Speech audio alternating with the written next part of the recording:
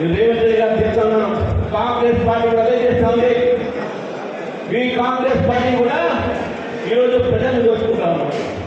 ఈ కాంగ్రెస్ పార్టీ సభ్యులు కూడా ప్రజలు దోచుకుంటున్నారు. ఎక్కడ పడితే ఎక్కడ ఎమ్మెల్యేలు, ఈ ఎమ్మెల్యేలు ఈరోజు భూ కబ్జా చేస్తా ఉన్నారు. కలెక్టర్లను బెదిరించి బీదల భూములు కబ్జా చేస్తా ఉన్నారు.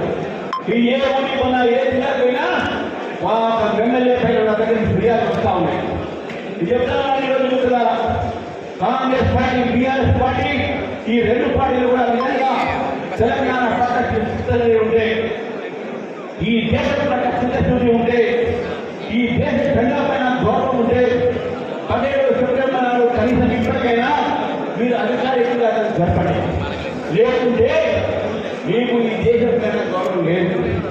మీరందరూ కూడా గుర్తుపెట్టుకోవాలి. ఈరోజు రాహుల్ గాంధీని మొత్తం దేశం తిరస్కరించింది. రాహుల్ గాంధీ తిరస్కరించిన తర్వాత వారి ఏమని వస్తున్నారు, ఓటు దొంగతనాన్ని. ఓటు దొంగతనం కాదు కానీ మెదడు దొంగతనం అయితే మీరు మెదడు జాగ్రత్త పెట్టుకోండి. ఓటు దొంగతనం అయింది, అందుకని మీ ఓడిపోయినా అంటున్నాడు. మరి తెలంగాణలో గెలిచింది మీరే కదా, తోలి కాలేదా?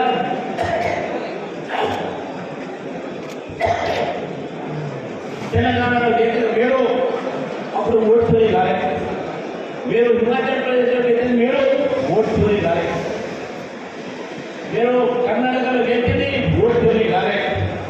ఈవీఎంలు పనిచేయలేదు. మీరు గెలిస్తే ఈవీఎంలు పనిచేస్తాయి, మేము గెలిస్తే పనిచేయవా? మేము గెలిస్తే ఓటు చోరీలు, మీరు గెలిస్తే ఓటు చోరీ కావా? ఏ వాటికి తీసుకొని కాంగ్రెస్ పార్టీ మాట్లాడుతున్నారు. కాబట్టి తెలంగాణ ప్రజలు కూడా అప్రమత్తంగా ఉండాలి. వీళ్ళతోని వీళ్ళు ఓటు చోరీ చెప్తా ఉన్నారు. వీళ్ళు ఓటు చోరీ కాదు, వీళ్ళు ఓట్ల కోసము కాలు పట్టుకొని ప్రజాస్వామ్యంలో ఒక వారసులకు వీళ్ళు దాసోహం కలుపుతున్నారు అనే విషయాన్ని తెలంగాణ ప్రజలు గుర్తించుకోవాలి. ఈరోజు ఒక్కొక్క ఇంట్లో జూబ్లీ ఎలక్షన్ రాబోతాయి.